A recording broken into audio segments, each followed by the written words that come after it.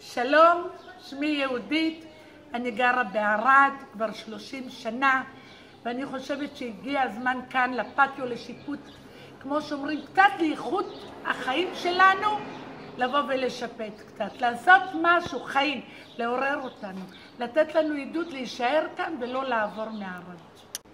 שלום, שמי מדלן סופן, אני גרה בפטיו מעל 20 שנה והגיע הזמן לשפץ את הפטיו. שר הבינוי והשיכון יואב גלנט, סגן השר ז'קי לוי.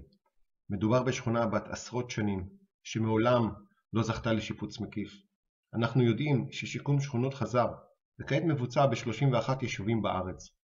הגיע הזמן להתייחס ולשפץ גם בערד.